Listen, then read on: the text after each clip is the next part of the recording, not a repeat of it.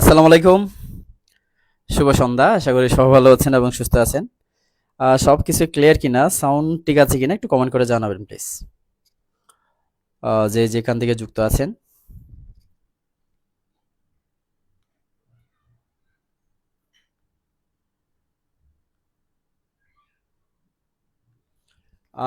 সবকিছু ঠিক আছে কিনা একটু জানাবেন প্লিজ।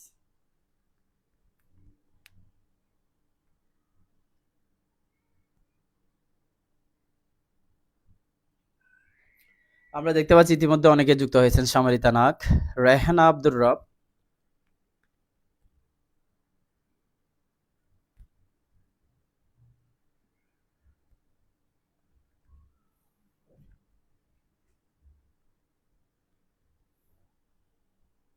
আচ্ছা, এরপরে আমরা দেখতে পাচ্ছি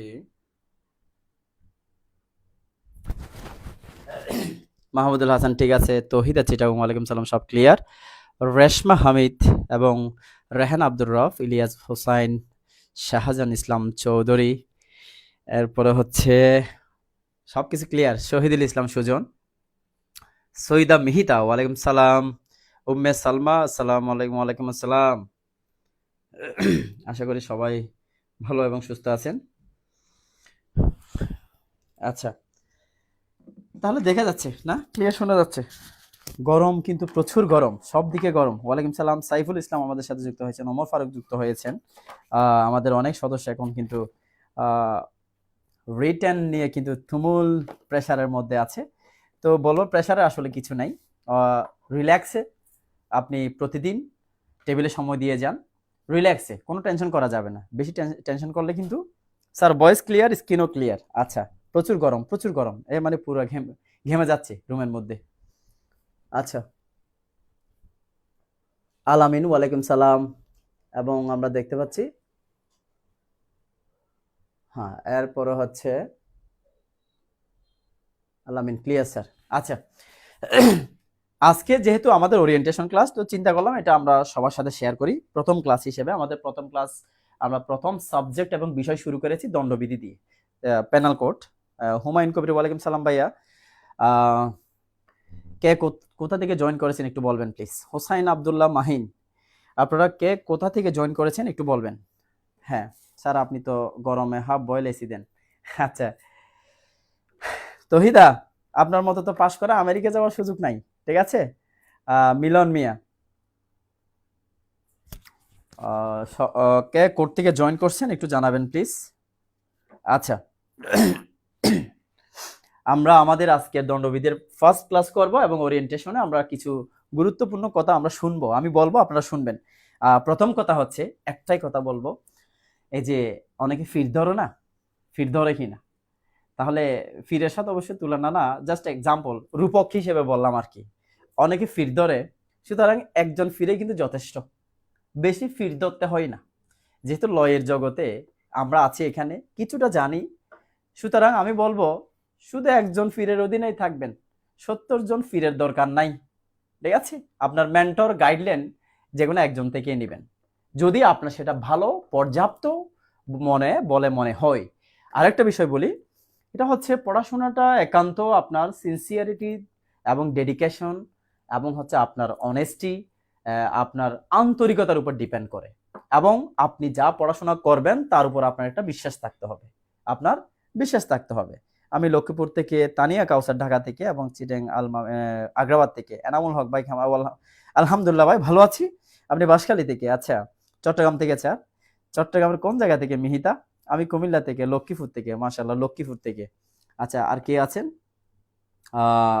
স্যার আপনি হাফ বয়েল, আসসালামু আলাইকুম। ওয়ালাইকুম সালাম স্যার, ঢাকা গুলশান 2 বা Zakia Sultana Urmi, Dhaka Gulshan sir, voice clear. Okay, Lakshmipur থেকে। তো এই ক্ষেত্রে আমি বলবো আপনি অনেক মজার মানুষ, অনেস্টলি কথা বলেন, রাইট।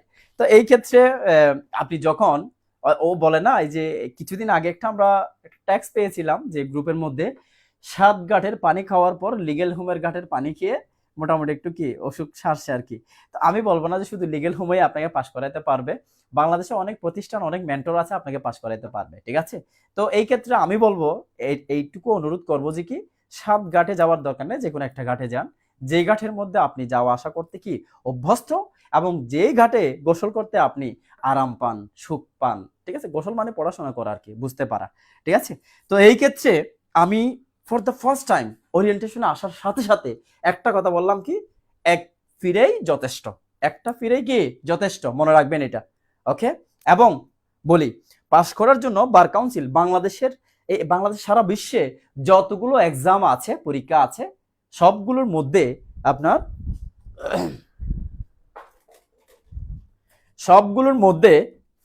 শুধুমাত্র বাংলাদেশের এই বার কাউন্সিল পরীক্ষাটা এখনো ইজি মেথডে এবং ইজি ওয়েতে নেওয়া হচ্ছে। আপনি মানেন বা নাই মানেন, এটাই বাস্তব। বাংলাদেশের আরো অন্যান্য যে পরীক্ষাগুলো আছে, আপনি যদি কম্পারেটিভলি যদি কি করেন, কম্পারিজন করেন, দেখবেন কিন্তু এটাতে কি বার কাউন্সিল এখনো অনেক সহজ পরীক্ষা বিশ্বের অন্যান্য পরীক্ষার তুলনায়, ঠিক আছে। আপনি অন্যান্য দেশে যে লয়ার, সলিসিটর বা অ্যাডভোকেট হিসেবে কি করা হয়, যাদেরকে নিয়োগ দেওয়া হয় বা যাদের পরীক্ষা নেওয়া হয়, তাদের পরীক্ষা পদ্ধতি অনেক কঠিন, অনেক টাফ, অনেক ডিফিকাল্টিস ফেস করতে হয়। কিন্তু আমাদের বাংলাদেশে শুধুমাত্র 6টা সাবজেক্টই যথেষ্ট, ঠিক আছে, 6টা সাবজেক্ট। তাহলে একটু দেখেন, এই যে আমরা যে বলছি 6টা সাবজেক্ট কি, CrPC, CPC, penal code, evidence, এসআরএক, লিমিটেশন।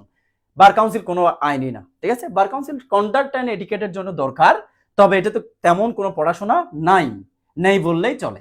অর্থাৎ আপনি বার কাউন্সিলটা যদি 5 থেকে 10 দিন আগে দেখেন, তাহলে কিন্তু আপনার তাহলে কোনো টেনশন থাকবে না, বুঝতে পারছি। যেমন আমি যা বলি তা কিন্তু সত্য হয়েছে। বার কাউন্সিল যদি আপনি পড়েও না যান, এমসিকিউর ক্ষেত্রে আপনার 5টার মধ্যে আপনি অন্তত পক্ষে চোখ বন্ধ করে দাগালেও 2টা হয়ে যাবে, 2টা অথবা 3টা হয়ে যাবে। তাহলে এমসিকিউর ক্ষেত্রে bar council rules and order নিয়ে কোনো ভয় পাওয়ার কি দরকার আছে আপনার? টোটালি কোনো দরকার নেই। আচ্ছা, তাহলে এই ক্ষেত্রে এটা কোনো আইনই না, বাদ দিলাম। তাহলে আর 6টা আইনের মধ্যে আমি যদি বলি, একটু এদিকে তাকান, সেটা হচ্ছে সিআরপিসি, পেনাল কোড, এবং বলা হচ্ছে কি সিপিসি, এবং হচ্ছে এদিকে লিমিটেশন, এসআর অ্যাক্ট এবং এভিডেন্স। হ্যাঁ, একটা সময় আমরা ধারণা করতাম, আমরা আপনাদেরকে গাইডলাইন দিতাম যে এখানের মধ্যে যেহেতু আপনার 60 নাম্বার হচ্ছে, এখানে দেখেন 60 নাম্বার হচ্ছে, এখানে 20-20 20-20 করে হচ্ছে 60 নাম্বার আপনার এখানে, আর এখানে হচ্ছে টোটাল মিলাই 35 নাম্বার, বার কাউন্সিল সহ যদি ধরি কত, 40 নাম্বার। তো আমরা মনে করি যে এখানে একটা সাবজেক্টের মধ্যে যতগুলো ধারা বা সেকশন আছে, যেমন এখানে কিন্তু আপনি যদি পেনাল কোড ধরেন, পেনাল কোডের মধ্যে কিন্তু 565টা ধারা সেকশন আছে, কিন্তু দেখেন 565টা আপনার কি আছে, ধারা আছে। তাহলে অর্থাৎ অ্যামেন্ডমেন্ট গুলা সহকারে আর কি। আবার বলিয়েন না 511টা আছে, ঠিক আছে। 511টার মধ্যে আপনি যখন সবগুলা মিলিয়ে পড়বেন, দেখবেন এখানে কিন্তু আরো বেড়ে যায় 565টা। আর এই 3টা সাবজেক্ট মিলেই কিন্তু অতটা ধারা নাই, 3টা সাবজেক্ট মিলেই। তাহলে এই ক্ষেত্রে আপনার মনে হতে পারে এগুলোতে যদি আপনি ইফোর্ট দেন, ভালো মতো পড়েন, তাহলে এখান থেকে আপনি কমন পেতে পারেন, ঠিক আছে। কিন্তু কথা হচ্ছে এই প্যাটার্ন বা এই পদ্ধতি বা সিস্টেমটা এখন পরিবর্তন হয়ে গেছে। কেন পরিবর্তন হয়ে গেছে? কারণ ওরা জানে যে কি এই 3টা সাবজেক্টের মধ্যে সেকশন কম, এখান থেকে পড়লেই পাশের ম্যাক্সিমাম নাম্বার চলে আসে। এজন্য তারা কিন্তু এখন পদ্ধতিটা চেঞ্জ করে ফেলছে। সেটা কি, এই 40 নাম্বার অর্থাৎ 35 নাম্বার খুবই টাফ করে, আর এই 60 নাম্বার লিবারাল প্রশ্ন করে। কারণ এই বড় আইনগুলো থেকে কঠিন প্রশ্ন করলে ম্যাক্সিমাম আনসার দিতে পারবে না। এই জন্য তারা কি করে, এখন সিআরপিসি, প্যানাল কোড, সিপিসি থেকে প্রশ্ন ইজি করে, এখান থেকে তারা ঘুরিয়ে প্রশ্ন করে, টাফ প্রশ্ন করে, অর্থাৎ লিমিটেশন, এসআর, এভিডেন্স থেকে। তাহলে এখন আগে যে ধারণার মধ্যে ছিলেন সেখান থেকে পরিবর্তন করতে হবে কিনা? হবে অবশ্যই। সিআরপিসি প্যানেল সিবিসির মধ্যে আপনার সময় বেশি দিতে হবে, কারণ এখানে টোটাল 60 নাম্বার। আবার এখান থেকে প্রশ্ন ইজিও আসে, মিডিয়াম লেভেলের আসে, টাফ লেভেলের কম আসে, কিন্তু এদিকে তারা বেশি ঘুরায়। যেমন একটা বিষয় হচ্ছে আজ থেকে অনেকদিন আগে, সেই ক্ষেত্রে একটু সবাই মেনশন দিবেন, কেমন? বেশি করে মেনশন দিবেন। আমাদের যে বুলেট শিট গিফট করা হবে। হ্যাঁ, অলরেডি গত 2জন আমরা সিলেক্ট করেছি, 2জনকে আমরা লিখিত বুলেট শিট দিব ইনশাল্লাহ। ফাহিম ফয়সাল, রিগান দত্ত এবং সৌরভ চন্দ্র রয়, এবং আমরা দেখতে পাচ্ছি শহীদুল ইসলাম সিদ্দিকী, রিগান দত্ত, জামাল হোসাইন। স্যার ধারাগুলো কিভাবে মুখস্থ করলে মনে থাকবে সেই কৌশলগুলো আমাদেরকে সহজে বুঝিয়ে দিন। অবশ্যই শাহিন মাহমুদ মোল্লা, আমি কিন্তু এটার জন্যই তো আপনাদেরকে আমাদের অধীনে নিয়ে আসলাম, ঠিক আছে?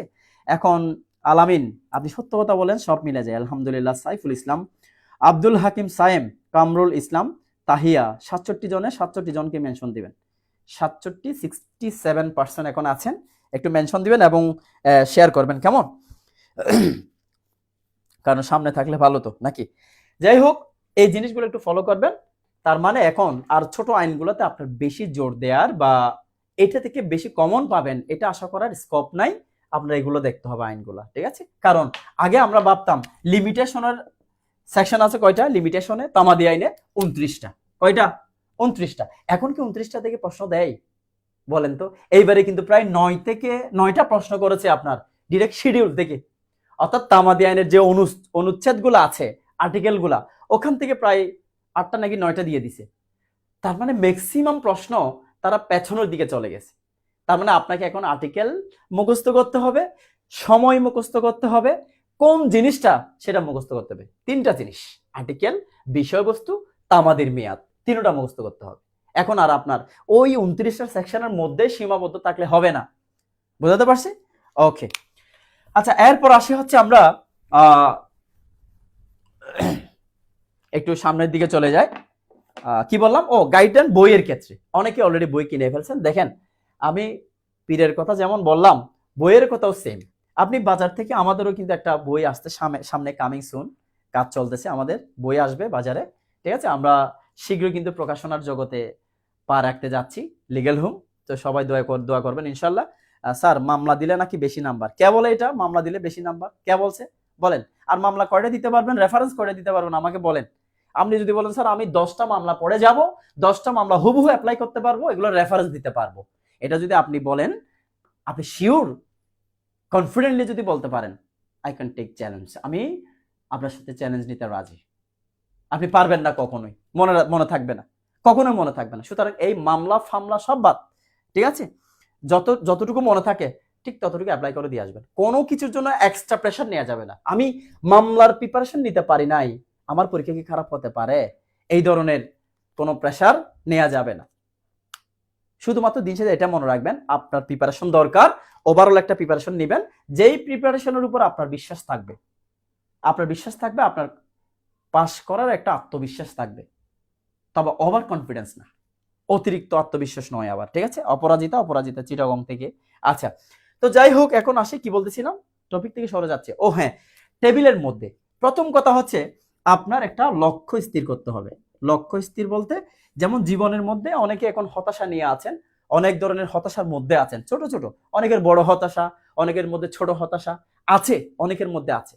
তো একদম নাই বললেই নয়, অথবা হতাশা আসতে পারবেন না, আসবেই না এরকম বললে কিন্তু সেটা গুনাহ হবে, মানে কি হবে, ভুল হবে। হতাশা মানুষের মধ্যেই আসবে, মানুষ কি সামাজিক জীব, হতাশা মানুষের মধ্যে আসবে, প্রাণীর মধ্যে নয়, ঠিক আছে? তো সুতরাং এই হতাশা যখন আসবে, সেটা থেকে কাটিয়ে ওঠার উত্তরণও কিন্তু আপনার মধ্যে আল্লাহ তাআলা দিয়েছেন। কেমন? হতাশা আমাদের পূর্ববর্তী প্রজন্মগুলোর মধ্যে ছিল, আমাদের মধ্যেও থাকবে। It's a natural matter, it's a natural process, ঠিক আছে? এটা গ্রাজুয়াল প্রসেস, এগুলো থাকবে। তো এগুলো নিয়ে আপনি পড়ে থাকলে হবে না। তাহলে দেখেন, আপনার প্রথমত একটা লক্ষ্য স্থির করতে হবে, কি যে আপনার এই বছর যদি পরীক্ষা হয়, আদারওয়াইজ যদি জানুয়ারিতে হয় কোনো কারণে, তারা যেহেতু নভেম্বর থেকে ডিসেম্বরের কথা বলেছে, তাহলে হয়ে যাওয়ার সম্ভাবনা বেশি। কেমন? কারণ এটার সাথে অনেক কিছু রিলেটেড, এখানে বলতে পারছি না, পাবলিক বলে। হয়ে গেলে তাদের সেই ক্ষেত্রে বার কাউন্সিল লাভবান। কেমন? তাহলে সেই ক্ষেত্রে আপনাকে টার্গেট ধরে রাখতে হবে ডিসেম্বর এবং কি নভেম্বর, ডিসেম্বর থেকে নভেম্বরের মাঝামাঝি সময়ে একটা যদি হয়ে যায় তাহলে আপনার আগে থেকে কমপ্লিট প্রিপারেশন রাখতে হবে। এটাও বলে রাখি, এই যে এইবারে যেমন আপনার 100টা এমসিকিউর মধ্যে অনেকে প্রায় 90টাও পারছে, এমন এমন আছে না, ম্যাক্সিমাম 50 বা 51 নিয়ে পাস করেছে, আছে না? এইবারের তুলনামূলকভাবে একটু ইজি হয়েছে বিদায় অনেকে পাস করে গেছে। এরকম ইজি কি আপনি আগামীবারে প্রত্যাশা করতে পারেন? বলেন তো বুকে হাত দিয়ে। আগামীবারে সহজ হবে এরকম কেউ ডেফিনেটলি শিওরলি বলতে পারবে? কখনো বলতে পারবে না, ঠিক আছে? কখনোই বলতে পারবে না। তাহলে এইবারে সহজ হয়েছে, আগামীবারে সহজ হতে পারে, এটার গ্যারান্টি কেউ দিতে পারবে না। সুতরাং দেখেন আমি বলি, এইবারে যদি 20%ও যদি একটু করে ঘুরাইতো অনেকে জোরে পড়ে যেত, ঠিক আছে? সুতরাং এই 20% আগামীবারে ঘুরাইতে পারে, এটা আপনাকে রিমাইন্ডে আনতে হবে, মাইন্ডে আনতে হবে। বুঝতে পারছি? এটা আপনাকে একদম কনফার্মলি মনে প্রাণে ধারণ করতে হবে, আগামীবারের প্রশ্ন কঠিন হবে। কারণ আপনি যদি এটাকে সহজ করে নেন তাহলে আপনার আরেকটা বছর সময় বেশি লাগতে পারে, এটা মাথায় রাখিয়ে। কিন্তু আপনি যদি বলেন যে না, আমার একটা লক্ষ্য আছে, আমার একটা গোল আছে, যেই গোলে আমি না পৌঁছা পর্যন্ত আমার সংগ্রাম আমি চালিয়ে যাব। তবে হ্যাঁ, আপনার মানুষ যেহেতু আপনি ফ্যামিলিতে বসবাস করেন, আপনার মধ্যে অনেক অনাকাঙ্ক্ষিত সিচুয়েশন ফেস করতে হবে, অনেক ধরনের সমস্যা আসবে, ঠিক আছে? এগুলো আপনাকে ম্যানেজ করে দিন শেষে টার্গেট রাখতে হবে ওই লক্ষ্যটাই। লক্ষ্যটা কি? বিবিসি, হ্যাঁ, বিবিসি বাংলাদেশ বার কাউন্সিলের ওই সনদটাই, কেমন? অর্থাৎ আমার সনদের দিকে লক্ষ্যটা রাখতে হবে। লক্ষ্য যদি থাকে অটুট, বিজয় হবেই হবেই। আমাদের একটা কথা আছে না, আপনার যদি লক্ষ্য অটুট থাকে, এই মাঝখানে আপনি সবকিছু করবেন। আপনি ফ্যামিলিতে ঝগড়া করবেন, ফ্যামিলিতে টাকা দিবেন, আপনি অনেক কিছু নিয়ে ঝামেলা আসবেই, হ্যাঁ, গার্লফ্রেন্ডের সাথে বয়ফ্রেন্ডের ঝগড়া হবে, নতুন একটা সম্পর্ক হবে, ঠিক আছে? আপনি বিয়ে করবেন, বউ আসবে, সবকিছু হবে। কিন্তু আপনার লক্ষ্যটা যদি থাকে যে এই সনদের প্রতি, তাহলে দিন শেষে গিয়ে আপনার ওই লক্ষ্যটা পূরণ হবেই। কিন্তু মাঝপথে যদি আপনি বিচ্যুত হয়ে পড়েন, আপনার লক্ষ্যটা থেকে যদি আপনি বিচ্যুত হয়ে পড়েন, তাহলে কখনোই আপনার স্বপ্নে আপনি পৌঁছাতে পারবেন না, বিন্দু পরিমাণও, ঠিক আছে? এই জিনিসগুলো একটু মনে রাখবেন। তো যাই হোক, স্বপ্ন, লক্ষ্য, বাস্তবতা এগুলো সবগুলো আপনার উপর ডিপেন্ড করে। আমরা বলি না স্বপ্ন সবাই দেখে, কিন্তু সবাই কি আসলে বাস্তবে রূপান্তর করতে পারে? সবার দ্বারা কি সম্ভব? স্বপ্ন সবাই দেখে না, আকাশে আমি বিমানে পাইলট হব, আমি ডাক্তার হব। ছোটবেলায় আমরা কত প্যারাগ্রাফ লিখেছি, হ্যাঁ, I am a doctor, I want to be a doctor, engineer, সবকিছু। আমার লাইফের জিন্দগিতে কখনোই আমি I want to be a lawyer, I want to be a magistrate, জাজ লিখি না। আমি শুধু লিখতাম ডক্টর, সারা জীবন ডক্টর আর ইঞ্জিনিয়ার। হ্যাঁ, আল্লাহ কোথায় নিয়ে আসছে, ঠিক কিনা?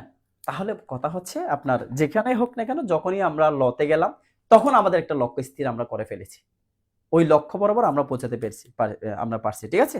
যাই হোক, এখন কথা হচ্ছে বেশি কিছু বলার কিছু নাই এখানে, আসলে মোটিভেশনও দেওয়ার কিছু নাই। এই মোটিভেশনটা মানুষের নিজ থেকে ক্রিয়েট হতে হয়, মানুষের ভিতর থেকে আসতে হবে, বুঝ, জ্ঞান, ঠিক আছে? এই জিনিসগুলো নিজ থেকে আসতে হবে, মানুষের মেধা থেকে আসতে হবে। কেউ বলার পরে ভিতরে একটু আন্দোলিত হবে, খুশি হবে, আনন্দ হবে, শেষ। হ্যাঁ, একেবারে লোহার তামার মতো, যতক্ষণ গরম করছে, যতক্ষণ গরম ততক্ষণ পিটাইতে থাকলো, কিছুক্ষণ পর আবার ঠান্ডা হয়ে গেল। এরকম না। রুজি একটা রুজি এবং শিমুল দাস আমাদের সাথে যুক্ত হয়েছেন, রফিকুল ইসলাম। যাই হোক, আজকে সামিরা নাক, তাহমিনা রহমান এবং শিমুল দাস। আচ্ছা, তাহলে এখন আসি, আপনার টেবিলটা গুছাবেন, লক্ষ্য তো আপনার এখানে ফিক্সড করে রাখবেন। আমি অ্যাডভোকেট হব, আমি অ্যাডভোকেট, এত সালটা দিয়ে দিবেন, কেমন? 25 থেকে 26-এর মধ্যে এটা দিয়ে দিবেন। আমি অ্যাডভোকেট, খাতার কোনার মধ্যে পাশায় লিখে রাখবেন, টেবিলের কোনায় লিখে রাখবেন, দেওয়ালের কোনায় টাকায় দিবেন, আপনি একজন অ্যাডভোকেট, আপনাকে হতেই হবে, এনি হাউ হতে হবে। আল্লাহ যদি আপনাকে সুস্থ রাখে, আপনি অবশ্যই অ্যাডভোকেট, এটা লিখে রাখবেন তারিখ দিয়ে। আজকে বললাম, আজকে লিখে রাখবেন, কেমন? ওকে, এরপর হচ্ছে আপনার টেবিলটা আপনি সাজাবেন বই দিয়ে, খাতা দিয়ে, নোট দিয়ে। তবে অতিরিক্ত খাতা, বই, খাতা না, বই, তারপর হচ্ছে আপনার গাইড সরাই ফেলবেন, ক্লিয়ার? তাহলে বলি কি কি রাখবেন, সেটা হচ্ছে প্রত্যেকটা আইনের, বার কাউন্সিল লাগবে না, প্রত্যেকটা আইনের এক একটা বেয়ার অ্যাক্ট রাখবেন। বেয়ার অ্যাক্টের আমি নাম বলি না, কারণ এখানে অনেকজনের সাথে আমার সম্পর্ক আছে। মাঝখানে কিছুদিনে আমি কয়েকটা নাম বলছি, বলে যে ওর নামটা বলতেছে, আমার নামটা বলতেছে না ফোন দিয়ে, ঠিক আছে? এখন অনেকের সাথে ভালো যেহেতু সম্পর্ক, আমাকে সবাই দেখতে পারে, এজন্য আমি নাম না বলি, কেমন? নাম না ধরি। তাহলে বেয়ার অ্যাক্ট এটা নিলেন, বেয়ারেক্টের ক্ষেত্রে আপনি দেখে শুনে যেই বইগুলো, যেই বেয়ারেক্টটা আপনার কাছে ভালো মনে হয় সেইখান থেকে এক সেট বেয়ারেক্ট নেবেন। তবে আমি যা কিনেছিলাম তা বলি, ইমতিয়াজ মাহমুদের যে সুফি প্রকাশনের কিছু বেয়ারেক্ট আছে, ওই বেয়ারেক্টগুলো ভালো, সেখান থেকে 3টা বই নিতে পারেন, 3টা বেয়ারেক্ট। সেটা হচ্ছে সিপিসি, সিআরপিসি এবং পেনাল কোড। কেমন? এই 3টা বই আপনি নিতে পারেন। ওদের যদি টুকটাক ভুল আছে ওগুলো আপনি শুধরে নিতে পারবেন, আপনি বুঝতে পারবেন যে এখানে ভুল আছে সেটা। তো এখন এই 3টা হচ্ছে আপনার ইমতিয়াজ মাহমুদের বেয়ারেক্ট কিনবেন, পাশে রাখবেন। কি কি রাখবেন সেটা বলতেছি, দেখেন। এরপরে হচ্ছে এসআরেক্টের অর্থাৎ হাওলাদারের বইটা নেবেন। হাওলাদার, এসআরেক্টের হাওলাদারের বইটা নেবেন। কেমন?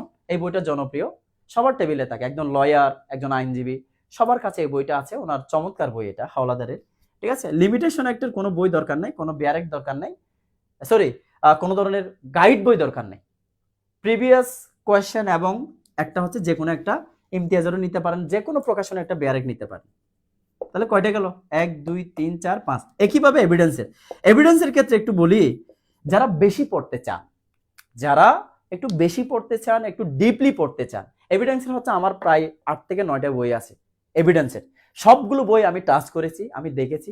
কিছু বই ভালো, কিছু বই এক চ্যাপ্টার ভালো, কিছু বই অন্য চ্যাপ্টার ভালো, এরকম। প্রত্যেকটা বই কোনোভাবেই স্বয়ংসম্পূর্ণ নয়। ঠিক আছে? কারণ এগুলো আমি টেবিলে বসে আমি পড়েছি, আমি বাগওয়াজ কথা বলতেছি না। তাহলে এখন দেখেন, এই এভিডেন্সের আপনি হাওলাদারের বইটা একটু হাতে নিয়ে দেখতে পারেন, ওটা রিটেনের জন্য কাজে লাগবে। ঠিক আছে? রিটেনের জন্য। তবে এটা অনেক বড়, তো আশা করি দরকারও নেই।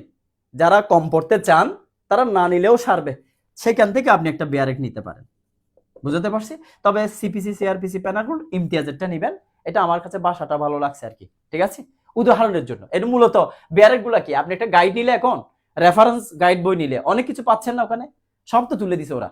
যারা করে, যারা বই লিখতেছে, যারা এখন লিখবেন, সবাই তো সব তুলে দেয়। বেয়ারেক্টকে আরো সামারাইজ করে নাকি, আরো ইজি করে উপস্থাপন করে।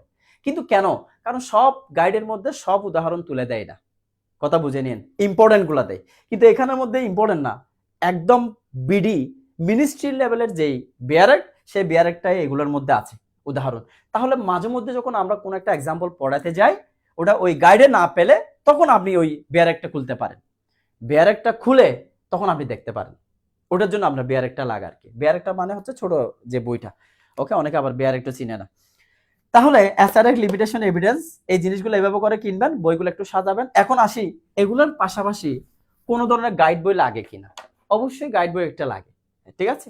বাজারের মধ্যে আমরা আরেকটু একটা বই আনতে যাচ্ছি, যেটা জানি না নির্দিষ্ট সময়ের মধ্যে পারি কিনা, তবে আপনাদের পরীক্ষার আগেই আসবে ইনশাল্লাহ এটা। ঠিক আছে? এখন দেখেন, এখন কথা হচ্ছে, বাজারের মধ্যে অনেকগুলো গাইড আছে। ঠিক আছে? যেমন প্রিলি মাস্টার, আইন পাঠ, ল এক্সপার্ট, অনেকগুলো প্রচলিত গাইড আছে না? এখানের মধ্যে হচ্ছে আপনার যেটা ভালো লাগে। এখন আমি যদি প্রিলি মাস্টার বলি, বলবেন যে আপনি কাজ করছেন, অথবা আপনার বন্ধুর, এজন্য আপনি ওটা বলতেছেন। ঠিক আছে? এটা না, আইন পাঠও আমি পড়েছিলাম, আইন পাঠও ভালো। কিন্তু কথা হচ্ছে, আপনার যেই গাইডটা আপনার ভালো লাগে হাতে নিয়ে দেখবেন, ওই গাইডটা, শুধু একটা গাইড নেবেন, অনলি ওয়ান গাইড। এত গাইড দরকার নেই। বেশি গাইড থাকবে মাথা পাগল হয়ে যাবে, নষ্ট হয়ে যাবে। ঠিক আছে?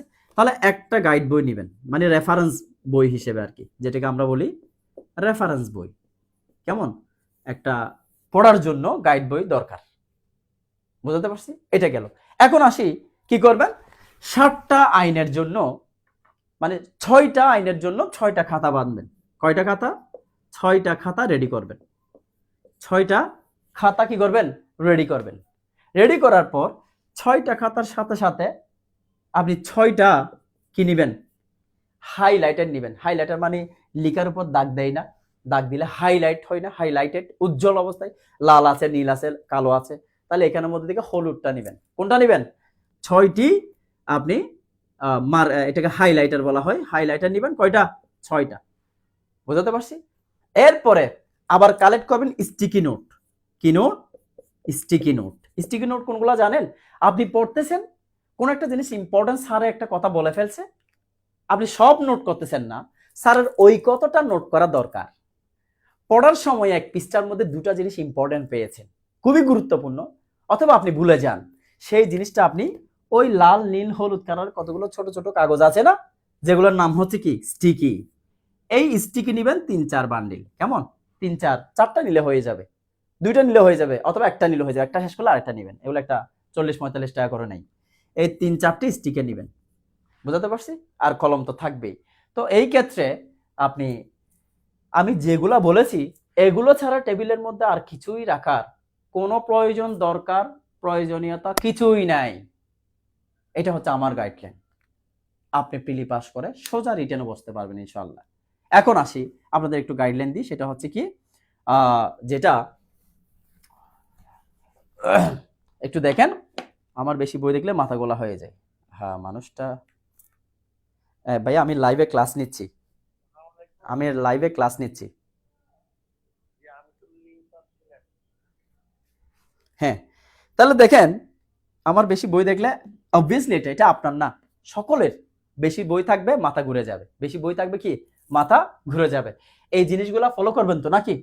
এই ইয়েস নাকি নো বলেন, yes or no happy Begum? তাহলে বলা হচ্ছে টেবিলের মধ্যে থেকে ক্লিয়ার করে ফেলবেন, এই জিনিসটা নিয়ে বসবেন। যখন আপনি অল্প পড়াশোনা করবেন, ওটা কিন্তু এক্সস্টিভলি আপনার মাথায় ঢুকবে। কেমন? আরেকটা বিষয় হচ্ছে, যেটা অনুরোধ করবো আপনাদেরকে, সেটা হচ্ছে নেট স্টাডি করবেন। কি করবেন? নেট স্টাডি করবেন। স্টাডি তো অনেকেই বলে, টেবিলে যদি সারাদিন বসে থাকেন তাহলে আপনার সেটা সারাদিন বসা হবে না নাকি? আপনি বললেন না আমি টেবিলে তো বসেছিলাম 14 ঘন্টা 10 ঘন্টা, এই 10 ঘন্টা বসে থেকেও অনেকে কি পাস করতে পেরেছে? 5 ঘন্টা বসে থেকেও কি অনেকে পাস করতে পেরেছে? পারে নাই। পেরেছে কিনা? কারণ তার পড়াশোনার মনোযোগ, তার মনোযোগটা পড়াশোনার মধ্যে ছিল না। মোবাইল ঘাটছে, স্ক্রলিং করছে, কারোর সাথে কথা বলছে, টেবিলে ছিল বই খোলা। লাভটা কি বলেন? এজন্য আমি বলি, আমাদের একটা ম্যাথ টিচার ছিল স্কুলে, স্কুল লাইফে, তিনি বলতো, এই তোরা যা করবি সিরিয়াসলি করবি, খাওয়ার সময় মন দিয়ে খাবি, পড়ার সময় মন দিয়ে পড়বি, মোবাইল দেখতেছস মোবাইল মন দিয়ে দেখ, হ্যাঁ, ঘুমানোর সময় সিরিয়াসলি রিল্যাক্সে ঘুমা, সবকিছু সাইলেন্ট করে, যা করবি তা জীবনে সিরিয়াসলি করবি। এখন আপনারা সব কাজ তো অর্ধেকই করেন, দেখেন না, একটু নিজেকে প্রশ্ন করে দেখেন কোন কাজটা পরিপূর্ণভাবে করেন। সব কাজ অর্ধেক ফেলে রাখেন, অর্ধেক অর্ধেক অর্ধেক অর্ধেক না, কমপ্লিটলি আপনার একটা মনোযোগ সহকারে যখন করবেন, দেখবেন এটা কিন্তু স্মৃতিতে গেঁথে যায়। কিছু মানুষ দেখবেন জীবনে যত মুভি দেখে ঘটনা সহ মনে রাখতে পারে, আর একজন আছে সবে মাত্র হল থেকে দেখে আসলো, বাসায় এসে বলতে পারে না। আছে না অনেকে? আছে কি না? তাহলে সেই ক্ষেত্রে তাহলে ওই ব্যক্তি দেখার স্বাদ হয়তো ভুলে যাচ্ছে, আর ওই ব্যক্তি 7 বছরের এটাকে, এই যে কি কি কবি বলা হয় এটা, ভারতের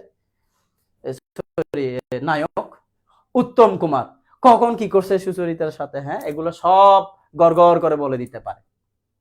তাহলে কেন? কারণ এখানে শুধু হচ্ছে আপনার মনোযোগ দিয়ে শোনার, মনোযোগ দিয়ে ধারণ করার।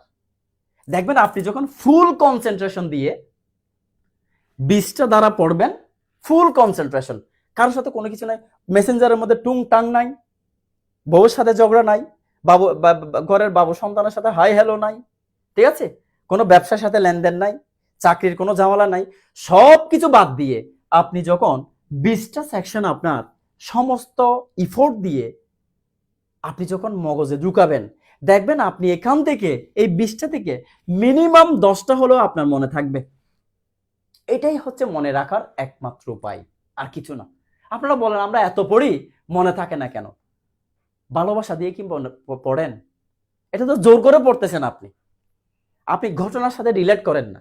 আমরা যে পড়াই সেকশনের সাথে কত ঘটনা নিয়ে আসি, হ্যাঁ, রিয়েল ঘটনা, কাল্পনিক ঘটনা নিয়ে আসি না, এগুলো দিয়ে মনে রাখতে হয়। এই যে আমাদের আইনের মধ্যে যতগুলো ধারা আছে, ম্যাক্সিমাম ধারা কিন্তু আমাদের জীবনের সাথে জড়িত, ঠিক কিনা দেখিয়ে। আমাদের জীবনে ঘটে আসছে অতীতে, বা সামনে ঘটবে, বা ঘটেছে, বা ঘটবে, বিষয়গুলো হচ্ছে এরকম। আপনারা যখন সিনোনিম অ্যান্টোনিম পড়েন না, জীবনের মধ্যে অনেকেই পড়ে আসছেন সিনোনিম অ্যান্টোনিম, মনে রাখা কিন্তু সো টাফ। আপনি যদি জোর করে সিনোনিম অ্যান্টোনিম পড়তে যান, আপনার মনে থাকবে না। কিন্তু প্রত্যেকটা ওয়ার্ডের সাথে যখন আপনি ঘটনা মিলাবেন, ক্লু দিয়ে যখন মনে রাখবেন, তখন আপনার স্মৃতিতে সেটা অনেক দিন ধারণা, মানে কি ধারণ থাকবে, অর্থাৎ এটা কি স্থায়ী থাকবে এটা স্মৃতির মধ্যে, ঠিক আছে। ইমন আসার জি আলহামদুলিল্লাহ ভালো আছি। সামিয়া খন্দকার পপি ওয়ালাইকুম সালাম। নাবিহা নায়েম, যখন যাহা করবে তাহা সঠিকভাবে করাই উত্তম।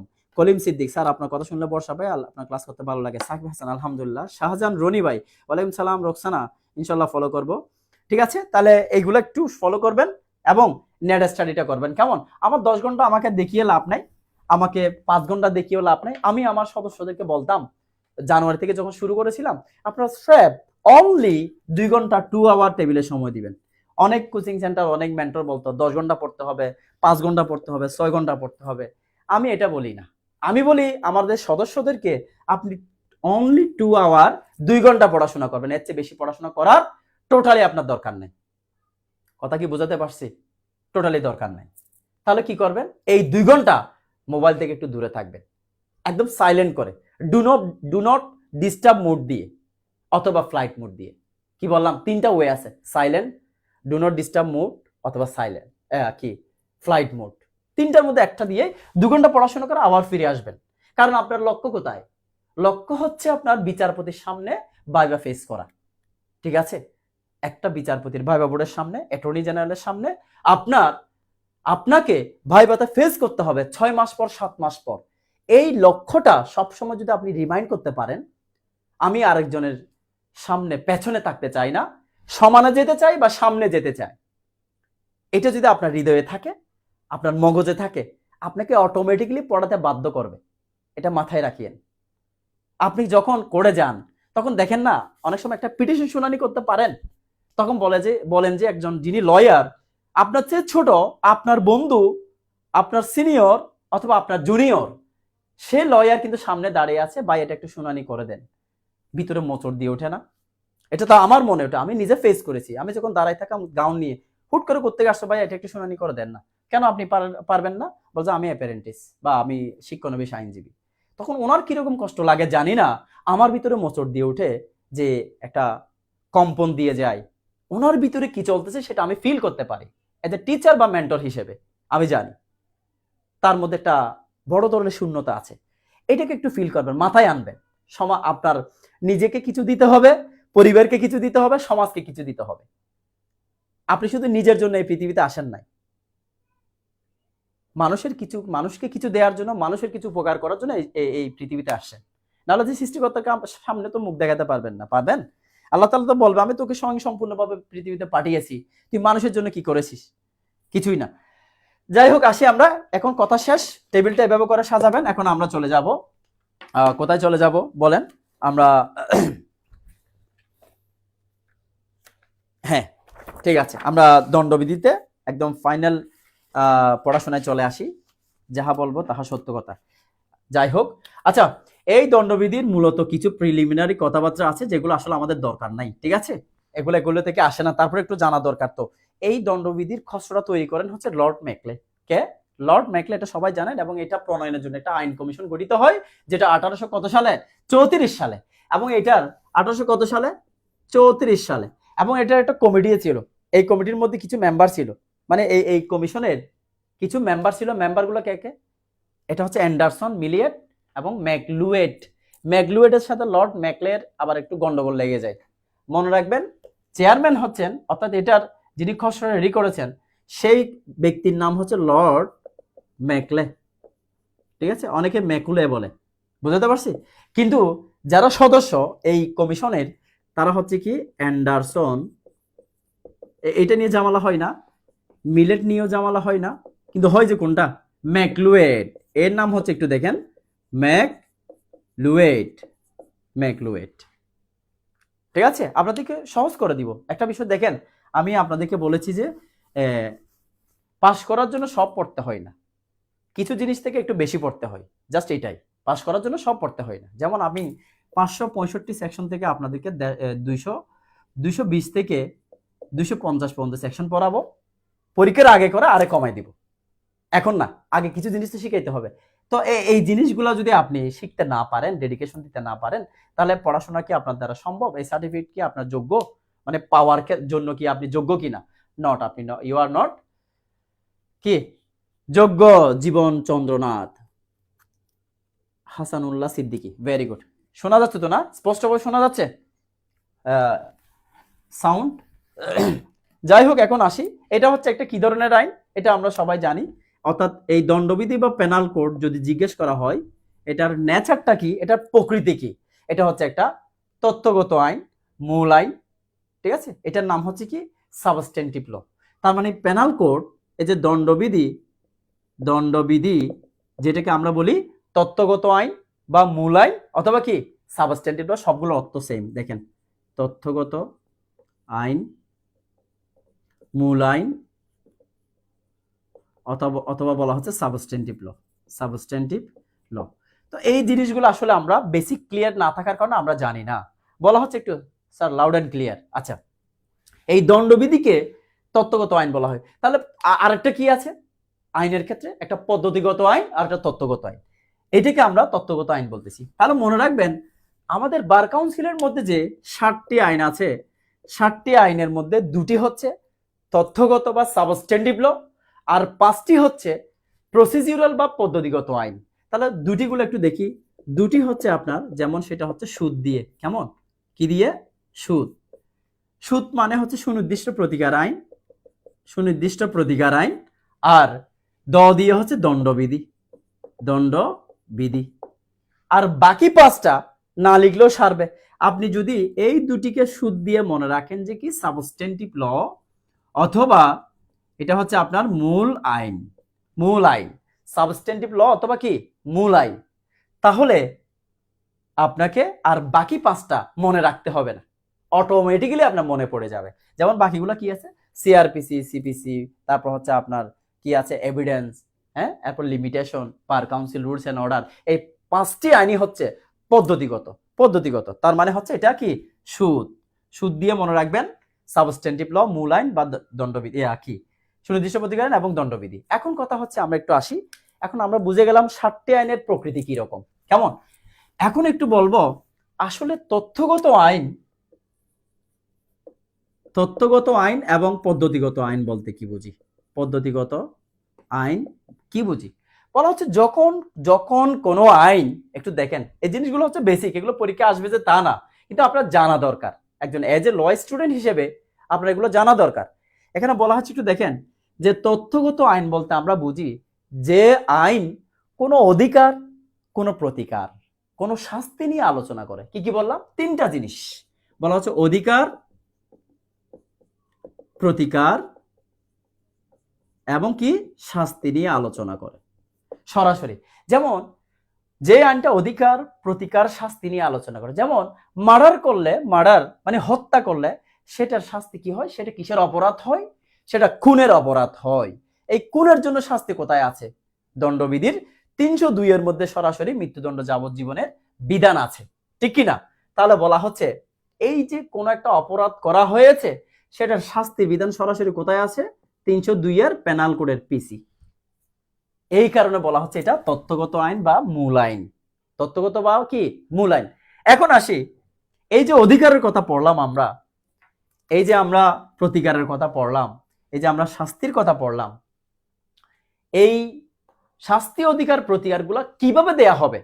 আদালত থেকে শুধু বললেই তো দিয়ে দিবে না, একটা পদ্ধতি আছে না কিভাবে দিবে। যেমন কথা হচ্ছে কুদ্দুস যদি চুরি করে, আমরা তো জানি চুরি করলে চুরি সর্বোচ্চ শাস্তি কত? যদি বাইর থেকে চুরি করে 3 বছর আর ঘর থেকে চুরি করলে 7 বছর, এগুলো তো আমরা জানি। কিন্তু কথা হচ্ছে সোরাইয়ে চুরি করছে, গ্রেপ্তার করছে, সাথে সাথে কি জেলখানায় ঢুকে রাখবে সারা বছর, জিন্দেগি ভর বা 3 বছর পর্যন্ত? না, কখনোই না। বলা হচ্ছে সে যে চুরি করেছে এটা প্রমাণের বিষয়, প্রমাণ সাপেক্ষ। যতক্ষণ পর্যন্ত তার বিরুদ্ধে অপরাধ প্রমাণিত হয় নাই ততক্ষণ পর্যন্ত সে চোরাইয়া নয়, সে চোর নয়, ঠিক আছে? এই চোর সাব্যস্ত করার জন্য একটা প্রক্রিয়া তো আছে, কেমন? ম্যাজিস্ট্রেট কোর্টের ট্রায়াল আছে, মার্ডার করলে আবার সেশন কোর্টের ট্রায়াল আছে, ঠিক কি না?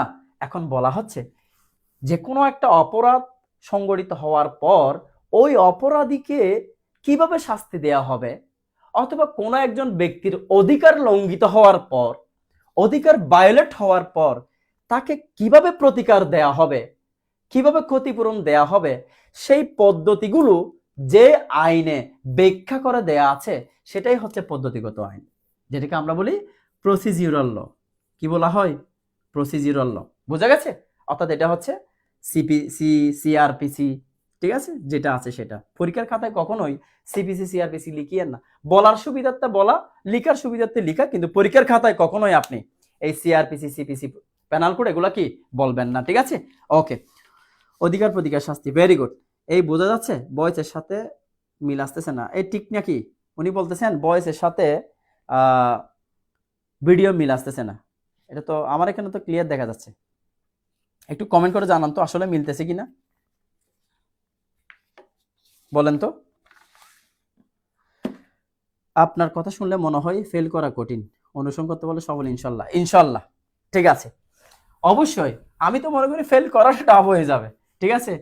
এখানে মূলত আপনার যেটা দরকার সেটা হচ্ছে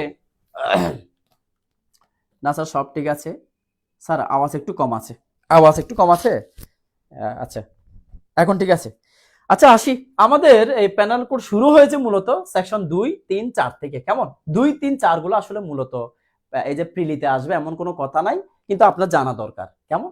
দেখেন, এই প্যানেল কোডের মধ্যে 2 ধরনের অপরাধের শাস্তির কথা বলা আছে। কয় ধরনের? 2 ধরনের অপরাধের কথা শাস্তি আছে। সেটা হচ্ছে কি, একটা হচ্ছে ইন্ট্রা টেরিটোরিয়াল, আর একটা হচ্ছে এক্সট্রা টেরিটোরিয়াল। এই বিষয়গুলো কি প্যানেল কোডের মধ্যে, এই যে ইন্ট্রা টেরিটোরিয়াল, এক্সট্রা টেরিটোরিয়াল দুটো কথা আছে।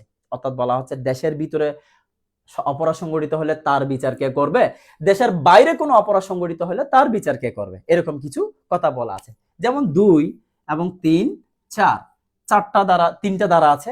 3টা ধারার মধ্যে মনে রাখবেন এই 2 নম্বর ধারাটা হচ্ছে আপনার Intra territorial offence, Intra territorial jurisdiction বা এটাকে অ্যাপ্লিকেশন বলা হয়, ঠিক আছে। মনে রাখবেন ইন্ট্রা টেরিটোরিয়াল। আর এই 3 এবং 4 দুইটা হচ্ছে আপনার extra territorial, extra territorial, extra. তো মনে রাখবেন এইভাবে, 2 এর ক্ষেত্রে দেশের ভিতর, 2 এর ক্ষেত্রে কি দেশের মধ্যে, 2 এ দেশে। তার মানে ইন্টার মানে কি, ইন্টারনাল ম্যাটার বলি না আমরা, ইন্টারনাল ম্যাটার থেকে ইন্ট্রা টেরিটোরিয়াল অ্যাপ্লিকেশন বলা হচ্ছে। 2 এর মধ্যে কি কথাটা বলছে একটু দেখেন।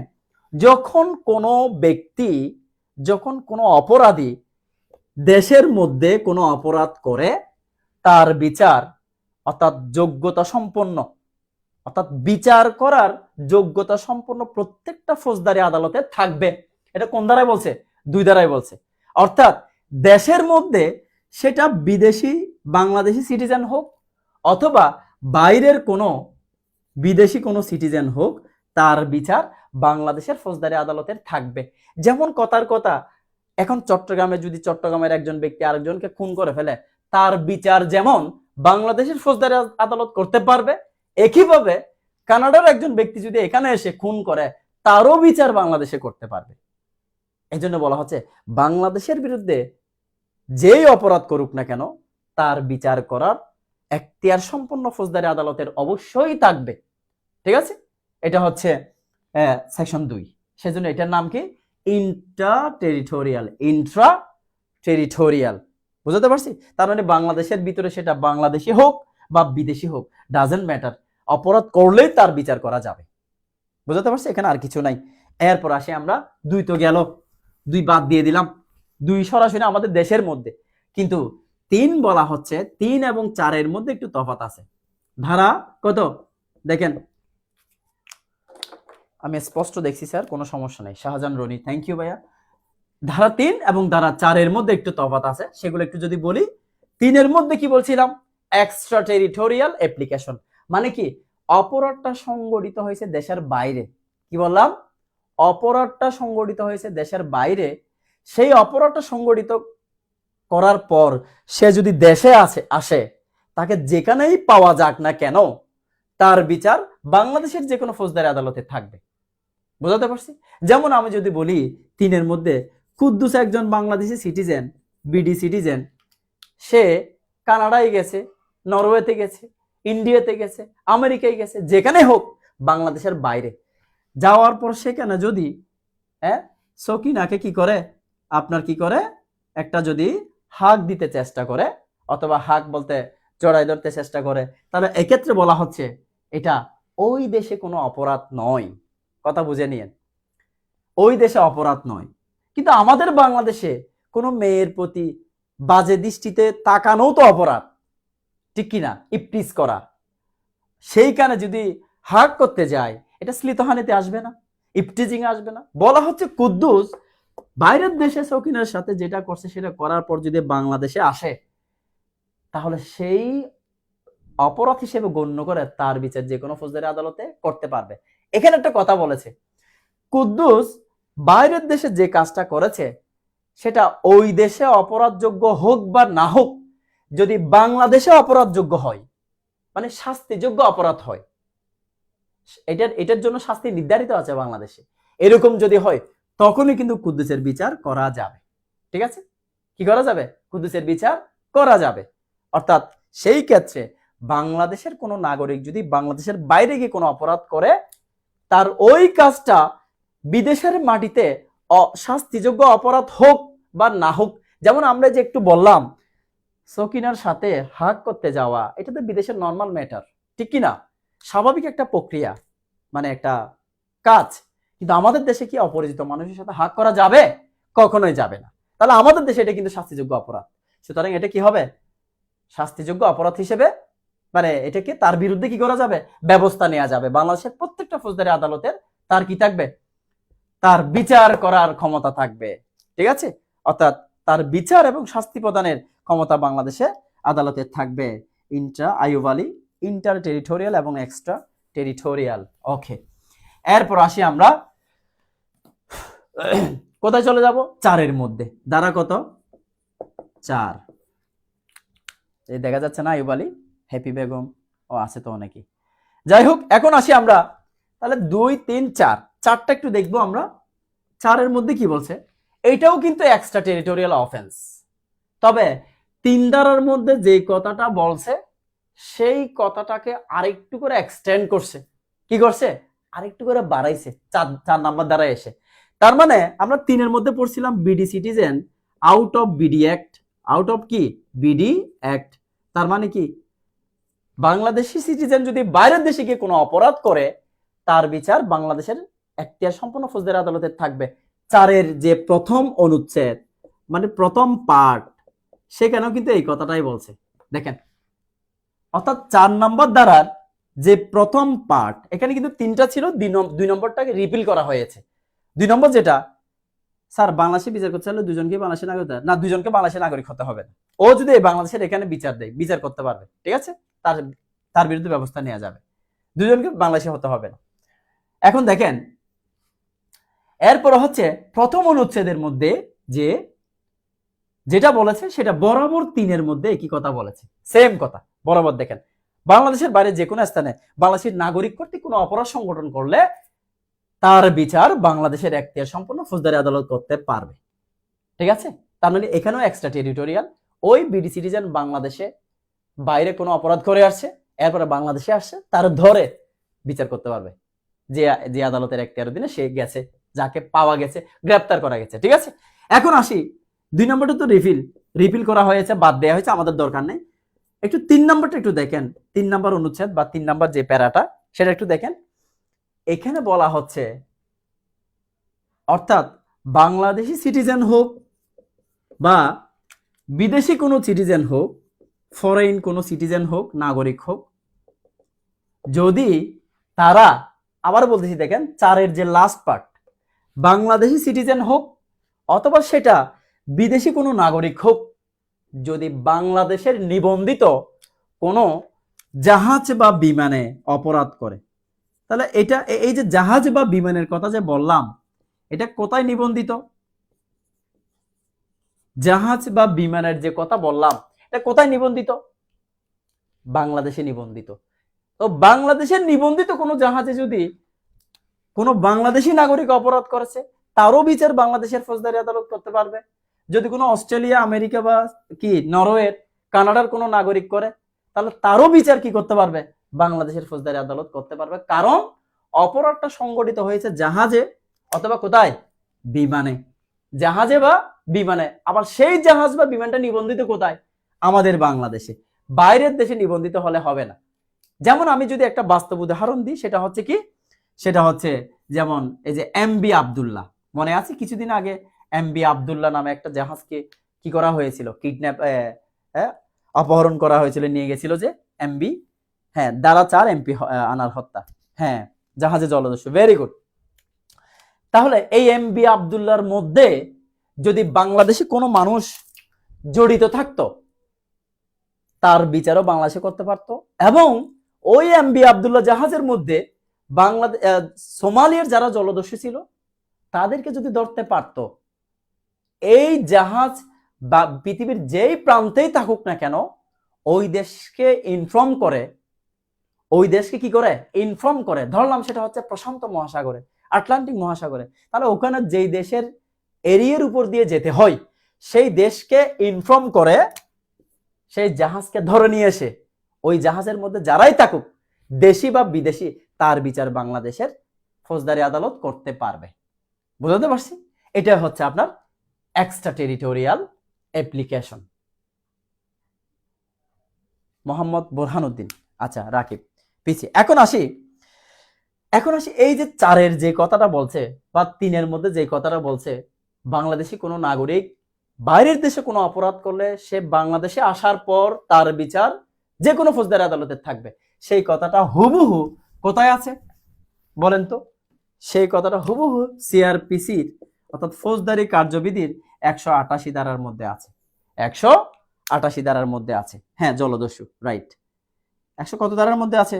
188 ধারার মধ্যে। নাজনীন নাহার, আপনি কি আবার প্রিলি দিবেন নাকি? আচ্ছা, বাংলাদেশি স্যার, বাংলাদেশে বিচার করতে চাইলে দুজন কি বাংলাদেশে? না না না না, হতে হবে না। সিআরপিসির কত? রুজি আক্তার, ত্রিপুরা দত্ত 188। তাহলে এখন কি বোঝা গেছে? বলেন তো এই 60 জনের মধ্যে কে বুঝেন নাই? বলেন, এই 60 জনের মধ্যে কে বুঝেন না একটু বলেন, একটু হাত তোলেন, আবার বুঝাই দিব। আচ্ছা, এবার আমরা সামনের দিকে চলে যাই। 2, 3, 4 শুনেন, এগুলো এমনি পড়াচ্ছি, সব কিন্তু আবার কি করব না, পরীক্ষার জন্য পড়াবো না, পরীক্ষার জন্য দিব না, এটা মাথায় রাখবেন। পরীক্ষার আগে করে আপনাদের কিন্তু আমি একটা কি দিই, হট সাজেশন দিই। অনেকে যদি বলে যে এটা হট সাজেশন, আসলে হট না, এটা কোল একটা সাজেশন। আমরা বলি না কুল কুল, এটা কুল সাজেশন দিব, ঠিক আছে? ঐশী আক্তার, আমিও কি ঐশী আক্তার, আমিও বলতে কি বুঝাইছেন বলেন? আচ্ছা, এরপর হচ্ছে আমরা চলে যাব 5-এর মধ্যে স্পেশাল ল। মনে রাখবেন এভাবে, 5-এর মধ্যে কি স্পেশাল ল বলা হচ্ছে। পেনাল কোড হচ্ছে একটি সাধারণ ল বা জেনারেল ল, ঠিক আছে? পেনাল কোড হচ্ছে কি একটা সাধারণ আইন বা জেনারেল ল, ঠিক আছে?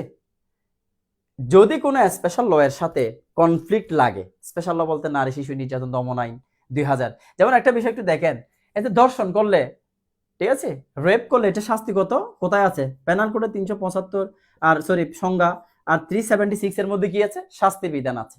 আচ্ছা, বর্তমানে যদি কোনো মেয়ে রেপ হয় বা কোনো ধরনের কি হয়, অর্থাৎ ধর্ষিত হয়, তাহলে কি এখন পেনাল কোডের অধীনে শাস্তি পায়? কোথায় চলে যায়? নারী শিশু নির্যাতন দমন আইন। তাহলে ওই নারী শিশু নির্যাতন দমন আইনের অধীনেও কিন্তু রেপের শাস্তি আছে, রেপ।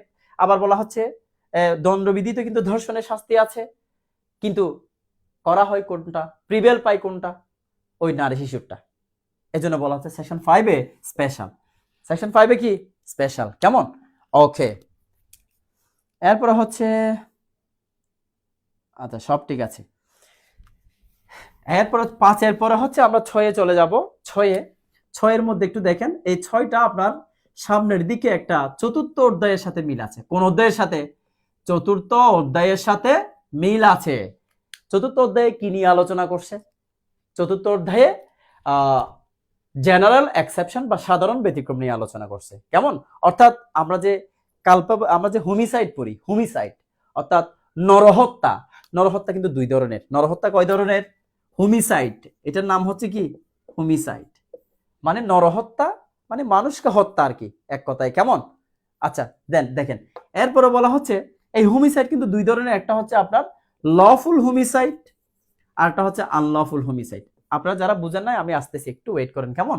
আনলফুল হোমিসাইড, তাহলে বলা হচ্ছে যখন কেউ ভুলে মার্ডার করে ফেলে, যেখানে তার ইন্টেনশন টোটালি ছিল না, জানতোই না, অবগতই না, তাহলে সেই ক্ষেত্রে বলা হচ্ছে সেটা ভুলের মধ্যে চলে গেল না। যেমন পেনাল কোডের 80-তে কি আছে? 80-তে অ্যাক্সিডেন্ট অর্থাৎ দুর্ঘটনাক্রমে যদি কেউ কাউকে মেরে ফেলে সে শাস্তি পাবে না। আইন তাকে এক্সাম্পশন দিয়েছে, মানে অব্যাহতি দিয়েছে, কেমন? আইন তাকে কি দিয়েছে? অব্যাহতি দিয়েছে। কিন্তু সে কিন্তু একটা মানুষকে মেরে ফেলছে, কিন্তু দেখেন তারপরেও সে কোনো অপরাধ করে নাই বলে আইন ধরে নিচ্ছে, সেজন্য বলা হচ্ছে এটা লফুল হোমিসাইড, মানে আইনগতভাবে সে হত্যা করে ফেলছে। যেমন ফাঁসি দিচ্ছে না, ফাঁসি দিচ্ছে কিনা? তাহলে জল্লাদে যদি ফাঁসি দেয়, তাহলে তাহলে জল্লাদ কি কোনো অপরাধ করছে? এটা আইনে একটা প্রক্রিয়া, এটা হচ্ছে লফুল হোমিসাইড। কিন্তু ওই জল্লাদ মানুষকে ফাঁসি দিয়ে দিচ্ছে না, দিচ্ছে কি না? তাহলে ওটা হচ্ছে লফুল কি হোমিসাইড। কিন্তু কেউ কাউকে পরিকল্পনা করে জেনে শুনে, মৃত্যু হতে পারে জেনে, এর পরেও যদি কি করে হত্যা করে, তাহলে সেটা কি আইন তাকে রেহাই দিবে? সে এক্সামশন পাবে? পাবে না। এই জন্য বলা হচ্ছে হোমিসাইড কয় প্রকার? 2 প্রকার, একটা লফুল একটা আনলফুল। তো এখানের মধ্যে বলা হচ্ছে দেখেন, চতুর্থ অধ্যায়ের মধ্যে এরকম কিছু সাধারণ ব্যতিক্রম আছে, যেখানে একজন ব্যক্তি যতই অপরাধ করুক না কেন, বলা হচ্ছে কি এই চতুর্থ অধ্যায়ের অধীনে পড়লে, চতুর্থ অধ্যায় মানে কি 76 থেকে 106, সাধারণ ব্যতিক্রম এবং কি আত্মরক্ষার অধিকার, এই ধারাগুলোর মধ্যে যদি পড়ে, ওই ব্যক্তি কোনো অপরাধ করে নাই বলে কি হবে? গণ্য হবে। কোনো অপরাধ করে নাই বলে গণ্য হবে। কেমন? এখন আসি, বলা হচ্ছে সেকশন 6 এর মধ্যে এই কথাটাই বলে দিয়েছে, যখন আপনি কোনো অপরাধীর বিচার করতে যান অথবা পুরো দণ্ডবিধিতে, দেখেন এটা একটু বুঝে নেন, দণ্ডবিধিতে কি কি আছে দেখেন তো, প্রত্যেকটা ধারা আছে, হ্যাঁ, ধারার পরে শাস্তি আছে, শাস্তির পরে আবার কি আছে? ব্যাখ্যা আছে না? আছে কি না? আবার উদাহরণ আছে না? দেখেন তো, আবার কি আছে? ব্যতিক্রম আছে না? আর কি কি আছে বলেন? প্যানেল কোডের মধ্যে আর কি কি পাবেন বলেন আপনারা একটু? ধারা, শাস্তি, ব্যাখ্যা, উদাহরণ, ব্যতিক্রম, উদাহরণ এবং কি ব্যতিক্রম। যাই থাকুক না কেন, একজন বিচারক হিসেবে, একজন আইনজীবী হিসেবে এগুলো পড়ার সময়, অর্থাৎ এগুলো নিয়ে ব্যাখ্যা করার সময় আপনাকে এই সাধারণ ব্যতিক্রমকে সামনে রাখতে হবে। অর্থাৎ কোনো একজন ব্যক্তি অন্য কোনো ব্যক্তিকে হত্যা করার ফলে সরাসরি তার বিরুদ্ধে 302 এনে ফেললে তো হবে না। আপনাকে দেখতে হবে ওই ব্যক্তি কোনো সাধারণ ব্যতিক্রমের মধ্যে পড়ে কিনা। কথাটা বুঝছেন? কেউ যদি কাউকে মদ খাইয়ে দেয় জোরপূর্বক, হ্যাঁ, বাংলা সিনেমার মতো ওই যে মিশা সদগর মদ খাওয়াই দেয় না, তারপরে হচ্ছে বাপ্পারাজ দুলটে দুলটে যায়, একজনকে মাইর দেয়, আর একজন জিনিস ভেঙে ফেলে, হ্যাঁ, কারণ তার হিতাহিত জ্ঞান নাই। কেউ যদি জোরপূর্বক মদ পান করায়, মাদকাসক্ত করায়, এরপর যদি সে কোনো কাজ করে, তার ওই কাজটা কি নয়, অপরাধ বলে গণ্য হবে না, কারণ সে মাদকাসক্ত অবস্থায় করেছে। ঠিক আছে? তাহলে বলা হচ্ছে এখানে একটা বিষয় দেখবেন, যেহেতু মাদকাসক্ত অবস্থায় করছে, আইন তাকে অপরাধ হওয়া থেকে এক্সামশন দিচ্ছে। আইন তাকে অপরাধ হওয়া থেকে কি দিচ্ছে? এক্সামশন দিচ্ছে। সে কোনো অপরাধ করে নাই বলে গণ্য হচ্ছে। তাহলে এখন আপনি যদি বলেন সে মদ খাইলো কেন, সে জিনিসটা ভাঙলো কেন, সে ওকে মারছে কেন, অপরাধ করেছে, তাকে কি দায়ী করা যাবে না? সেজন্য বলা হচ্ছে ওই ব্যক্তিকে শাস্তি দেওয়ার ক্ষেত্রে, অথবা সে অপরাধ করেছে না সেটা ব্যাখ্যা করার ক্ষেত্রে আপনাকে সাধারণ ব্যতিক্রমের মধ্যে পড়ে কিনা এটা আগে দেখতে হবে। সেজন্য বলা হচ্ছে পুরো দণ্ডবিধির সামনে 6 ধারাকে রাখতে হবে। কোন ধারাকে? 6 ধারাকে।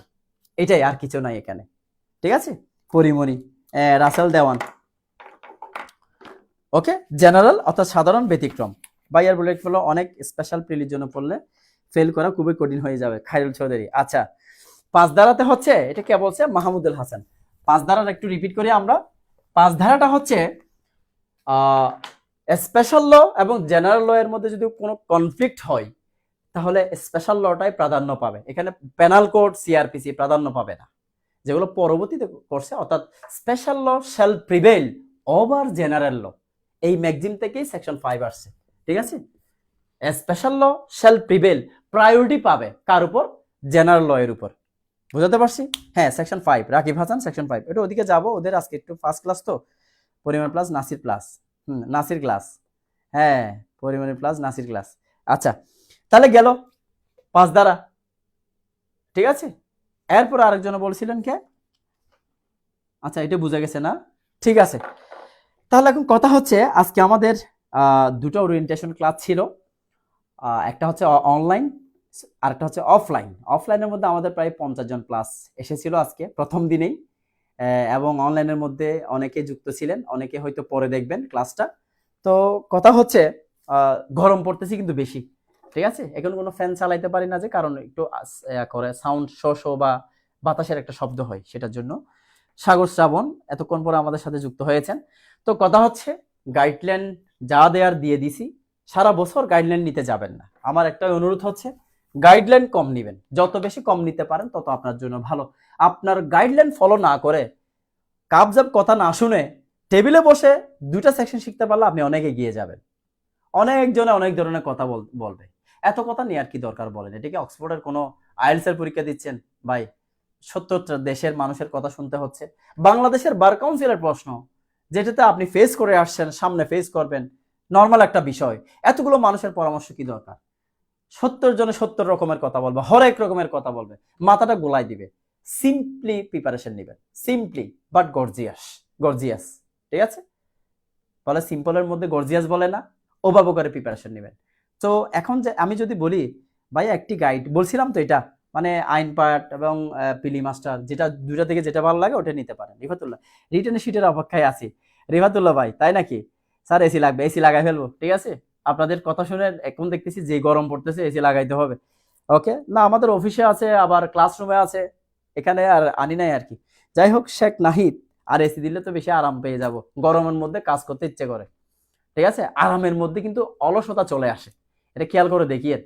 ওকে, যেমন গরম লাগলে সকালের দিকে ঘুম থেকে ঘুম ভেঙে যায়, কিন্তু আরাম হলে এসি দিলে আপনি 10টা 11টায়ও আপনার ঘুম ভাঙবে না। পরিশ্রম করা লাগবে তো নাকি? এই জীবন কি শুধু আমার? এই জীবন সবার, মনে রাখবেন এটাই। তবে দিন শেষে একটা কথা বলবো, হারবেন না, নিজেকে ব্যর্থ বলবেন না। ব্যর্থ বলার জন্য আপনাকে আল্লাহ তাআলা পৃথিবীতে পাঠাই নাই। আপনি ব্যর্থ মানুষ নন। ব্যর্থ মানুষ হলে আপনি আল্লাহর কাছে মুখ দেখাতে পারবেন না। ব্যর্থ কারা হয়? এই ব্যর্থ শব্দ আপনি কেন মুখ দিয়ে বের করবেন? আপনি কয়বার ব্যর্থ হয়েছেন বলেন? আপনি যে বললেন অনেকে এখন ফার্স্ট প্রিলি দিচ্ছেন, তারা ছাড়া যারা দ্বিতীয়বার দিতে যাচ্ছেন, তৃতীয়বার দিতে যাচ্ছেন, কয়বার ব্যর্থ হয়েছেন? 6বার, 7বার। এখন তো রবার্ট ব্রুসও হইলেন না, রবার্ট ব্রুস হইতে পারলেন না, তারপরে বলতেছেন আপনি ব্যর্থ।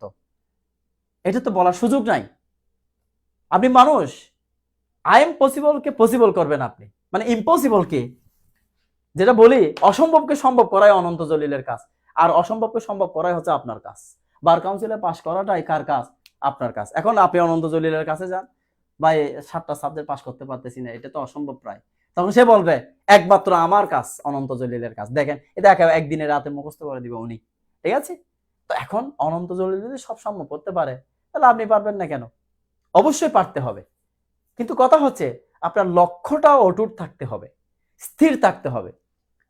আমার সম্মানের জন্য হলেও আমার এই গাউনটা দরকার, আমি কাউকে হেল্প না করি, প্রয়োজন আমি এই গাউনটা পরে, এই সনদটা পরে আমি কাউকে হেল্প না করি, অন্তত পক্ষে আমার নিজের আত্মরক্ষার জন্য হলেও আমার এই গাউনটা দরকার, এই সনদটা দরকার। আমি একজন আইনজীবী হচ্ছে দেশের ফার্স্ট ক্লাস সিটিজেন। আগে পরে দেখবেন টুল টেবিল শুদ্ধ সবাই আইনজীবী পড়া শুরু করতেছে, কেন জানেন? একটা শব্দের জন্য, শুধু আত্মরক্ষা, এটার জন্য হলেও দরকার। আপনি কিছু করেন বা না করেন, দিন শেষে আপনাকে এটা হলেও সুরক্ষা দিবে। সো বিশ্বাস রাখবেন নিজের উপর, লক্ষ্যটা যত দীর্ঘায়িত হোক সেটা যেন স্থির থাকে, এটা থেকে সরা যাবে না। প্রয়োজনে কোনো যদি মোটিভেশন লাগে, হতাশ হয়ে যান, আমরা আছি, আমি আপনাকে বুস্ট আপ করবো, তবু হতাশ হওয়া যাবে না। দিন শেষে একটু একটু হলেও পড়তে হবে। সময় গেলে সাধন হয় না, একটা কথা আছে না? যেমন কিছুদিন আগেও কিন্তু 2025 সালের প্রিলি একটা অনিশ্চিত ছিল নাকি, আনসার্টেইন ছিল। 5 আগস্টের পরে পট পরিবর্তন হয়ে কমপ্লিটলি একটা কি ছিল আপনার, ছিল না, মানে আনসার্টেইন একটা বিষয় ছিল। এখন কি হয়ে গেল? 25 তারিখ প্রিলি হয়ে গেল, 28 জুনের মধ্যে রিটার্ন হয়ে যাবে। তারা সময় শুদ্ধ পাচ্ছে না। দিন শেষে আপনার 5 মাস 6 মাস চোখের পলকে চলে যাবে, আপনি টেরও পাবেন না। এই জন্য বাঙালির একটা নেশা হচ্ছে ওয়াশরুম আসলে দৌড়াদৌড়ি করে, এর আগে থেকে একটু প্রিপেয়ার্ড হয় না। কি নিয়ে? ওই ওয়াশরুমের মধ্যে যেটা থাকে ওটা নিয়ে কি করে? দৌড়াদৌড়ি করে। না, আগে থেকে একটু প্রিপেয়ার হতে হবে, আস্তে আস্তে যান না নাকি? এটা মানে একদিন বন্ধ পেলে 3 দিন ঘুমিয়ে পড়ে বাঙালি, এটা যাতে না হয়। ওকে, আমিও বাঙালি। সো স্যার ক্লাস কিবারে নেওয়া হবে? আমাদের সকল ক্লাস শুক্র, শনি এবং মঙ্গলবার। তবে আমাদের এই মাসে 2 দিন করে যাওয়া হবে। সপ্তাহে কয়দিন করে? 2 দিন করে, যেহেতু সামনে রিটেন পরীক্ষা, আপনাদের তো একটু দেরি আছে, সুতরাং আমরা অত প্রেশার নিব না, আমাদের প্রেশার নেওয়ার দরকার নেই। স্যার সাধারণ বেদিক সব পড়বো নাকি সাধারণ বেদিক আলাদা ক্লাস হবে? সাধারণ বেদিক আলাদা ক্লাস হবে। আজকে তো আমরা সামনে যাচ্ছি না, আজকে তো প্রিলিমিনারি কথাবার্তা বললাম, ক্লাসই শুরু করি নাই। আপনি বললেন সাধারণ ব্যতিক্রম শেষ, আরো অনেক মজার ক্লাস আছে এখানে, এগুলো পাবেন ইনশাআল্লাহ। এখানে আমরা রসবোধ নিয়ে কি করব, আইনটা পড়ব, টেকনিক দিয়ে আইনটা পড়ব, কোড দিয়ে আইনটা পড়ব। আমরা অনেক পড়াকে সংক্ষেপ করে ফেলবো। বললাম না 600 565 সেকশন থেকে আমরা পড়বো 200 থেকে 220টা। আবার এখান থেকেও আমরা কোড টেকনিক এগুলো দিয়ে আরো ছোট করে ফেলবো। কিছু জিনিস আপনাকে মনে রাখতে হবে, আর কিছু জিনিস অটোমেটিকলি আপনার মাথায় সেট হতে হবে, সেট হতে বাধ্য। এবং এটা যেহেতু লয়ের জিনিস, ল জিনিস, দুদিন না পড়লে ভুলে যায় এবং জোর করে পড়লেও ভুলে যায়। কিছু একটু রসবোধ দিয়ে পড়তে হয় নাকি, কিছু রস, কিছু টেকনিক এগুলো দিয়ে পড়তে হয়।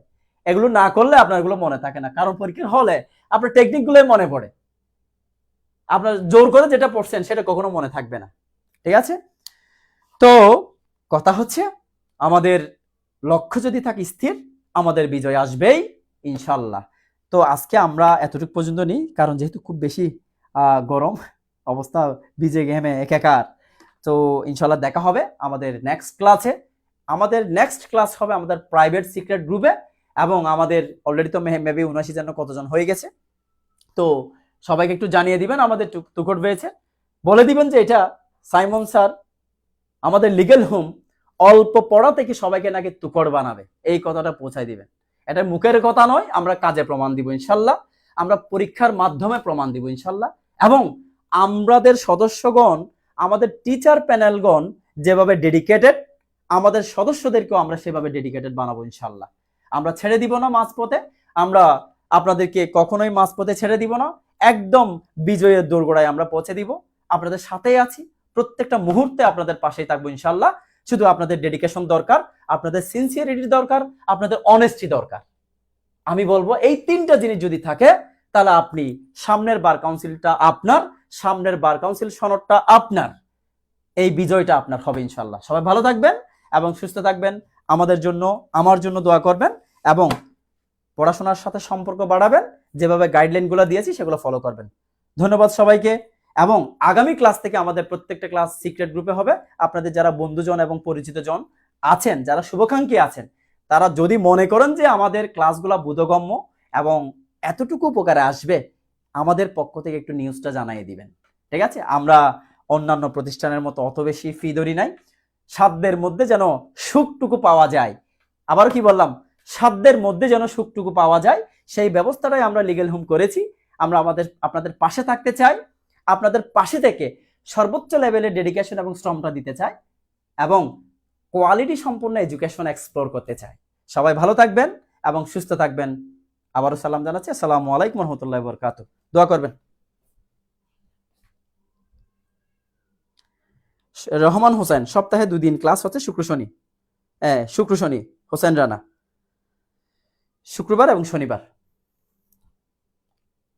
নেক্সট ক্লাস আজকে পেয়ে যাবেন, আজকে নোটিশ দেওয়া হবে।